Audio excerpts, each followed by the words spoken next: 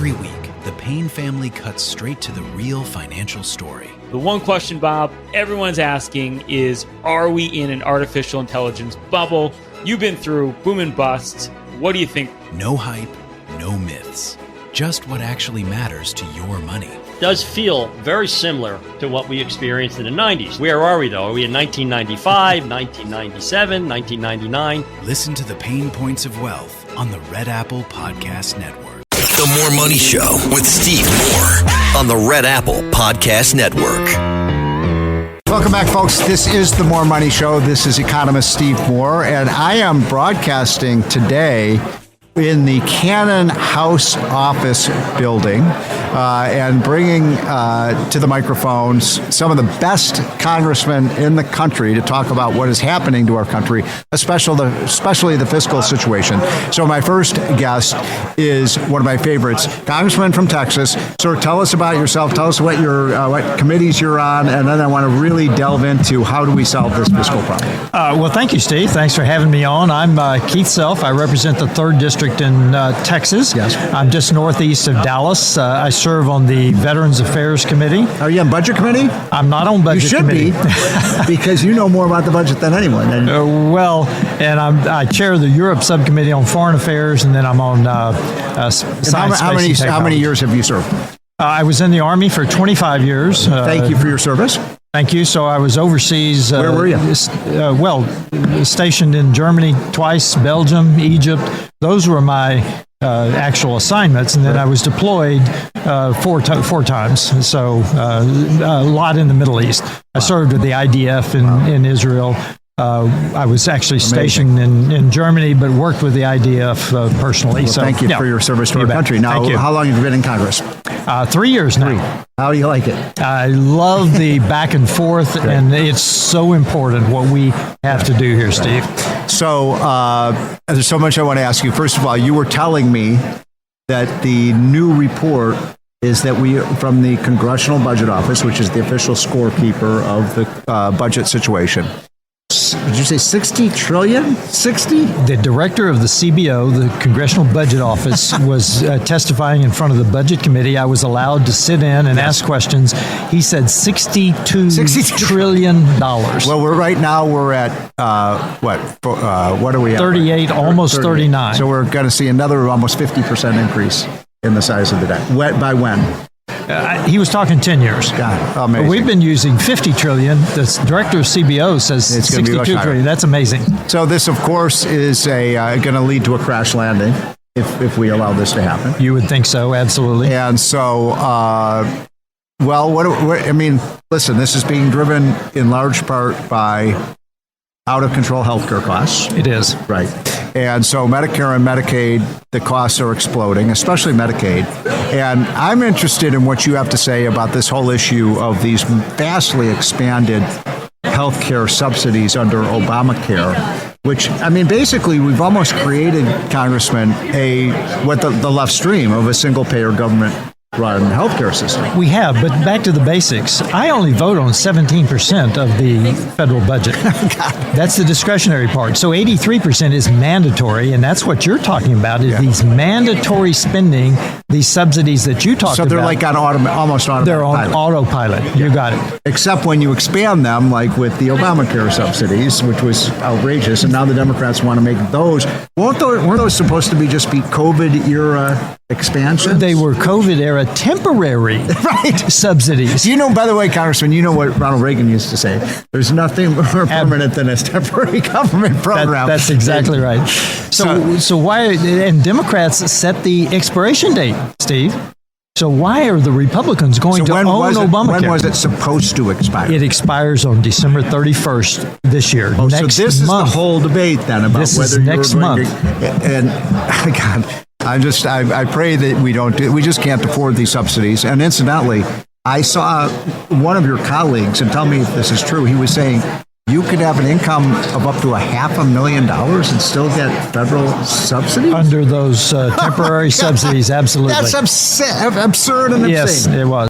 Absolutely. So, okay, what is the plan? What is your plan to deal with healthcare? Well, first of all, your audience needs to understand those are baked in now. The premiums are baked in. The insurance companies have put them out. People are responding to them now. So anything Congress By the way, does now... sorry to interrupt you, but we just got our notification from our health insurance company. Our premiums are going up 15% next year. Right. Families cannot afford this. They can't, but understand the temporary subsidies that are going to expire are only a very small part of that premium increase. Right. Every week, the Payne family cuts straight to the real financial story. The one question, Bob, everyone's asking is, are we in an artificial intelligence bubble? You've been through boom and bust. What do you think? No hype, no myths. Just what actually matters to your money. Does feel very similar to what we experienced in the 90s. Where are we, though? Are we in 1995, 1997, 1999? Listen to the Pain Points of Wealth on the Red Apple Podcast Network. They're the regular Obamacare subsidies that we're not addressing are most of those premium increases, not the temporary subsidies that are going to expire. So what happened to affordable care? Well, Obamacare is not affordable care. That's for sure. That's why Senator Scott has the More Affordable Care Act. I love that bill, by the way. Are you on board that bill? Well, absolutely, but it's starting in the Senate. House? I don't know. You should be. I've been a volunteer. Rick Scott is one of my great friends. He was a great governor, a great senator, but his bill is almost too logical. Right. But the point is, we need time to get that bill through.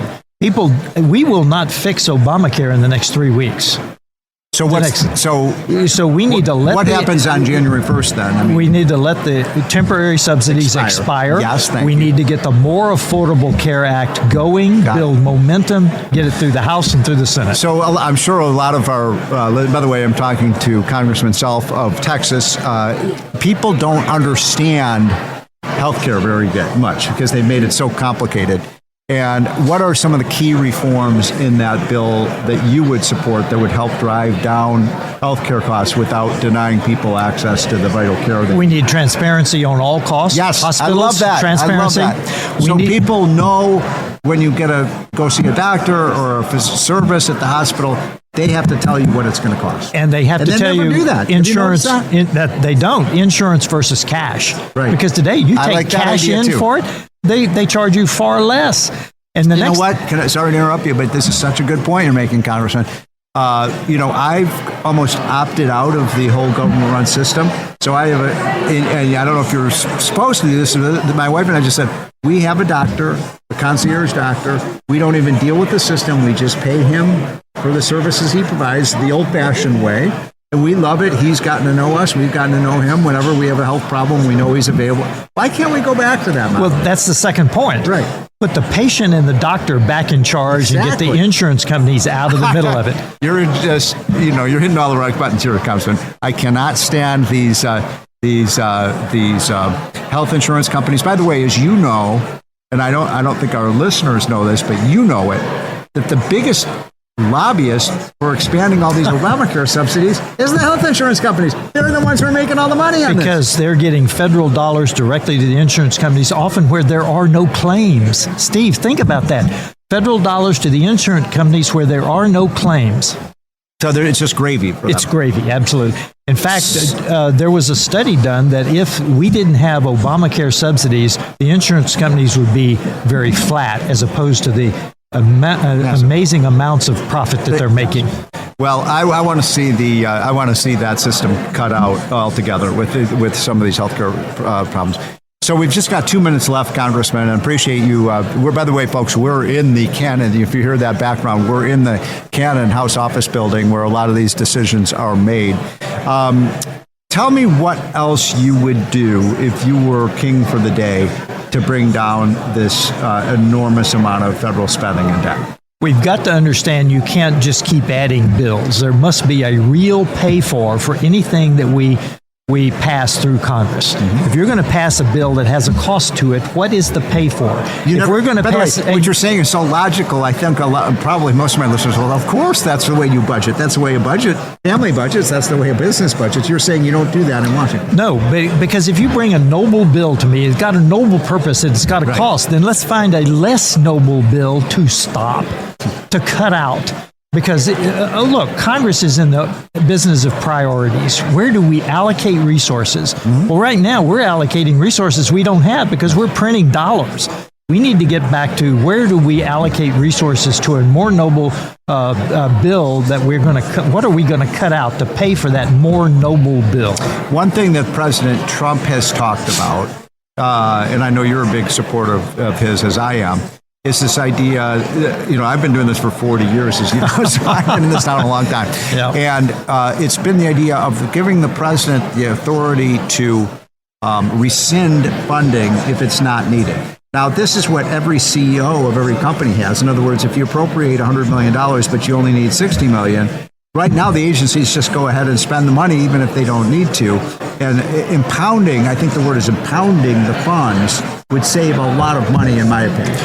We actually had a success during this Congress. What's $9 billion rescission. You did. We passed $9.4 billion out of the House. The Senate cut it down to $9 billion. Right. But that's a precedent. The Senate has now cut something out. The Senate never cuts money. This means this is money that was already appropriated. Correct. That has been canceled. Correct. We need a lot Fraud, more. waste, and abuse is what we said. We need the rescissions to continue to give the OMB director, Russ Vought, the authority to tell the president what we need to have a rescission on. One last question, if I may.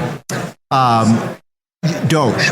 What Elon Musk came to town to do, which I fully support. In fact, I told the president, you need a waste commission.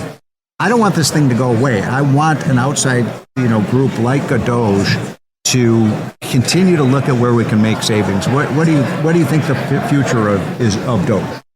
I don't know, but I think we do need to continue the effort. Of course, now we have confirmed secretaries that should be doing the same thing because they are Donald Trump's team. And frankly, you've got a great director of the OMB, Russ Vought. Turn Russ Vought loose to start finding the fraud, waste, and abuse, the things that we need to cut. Turn Russ Vought loose. So I've been talking to Congressman Self from Texas, who is one of the leading superstars trying to bring fiscal sanity back in Washington. Congressman, thank you for doing what you do. I know it is, having been in this town for 40 years, I know it is a lonely fight, but thank you for doing it. And if we can, what was the number again? 62 trillion in 10 years of debt. It's going to be, the Potomac is just going to be filled with red ink. That is 62,000 billion.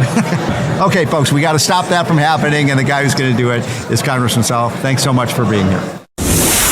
Thanks for listening to More Money with Steve Moore. You can hear More Money with Steve Moore Saturday afternoons at 1. If you like the podcast, share it with your friends and listen anytime at WABCRadio.com and download the WABC Radio app. Hit that subscribe button on all major podcast platforms. Plus, follow WABC on social on Instagram, TikTok, Facebook, and X. See you next time for a new episode so you never have to wonder. What the heck is going on here? Every week, the Payne family cuts straight to the real financial story. The one question, Bob, everyone's asking is, are we in an artificial intelligence bubble? You've been through boom and bust. What do you think? No hype, no myths. Just what actually matters to your money. Does feel very similar to what we experienced in the 90s. Where are we, though? Are we in 1995, 1997, 1999? Listen to the Pain Points of Wealth on the Red Apple Podcast Network.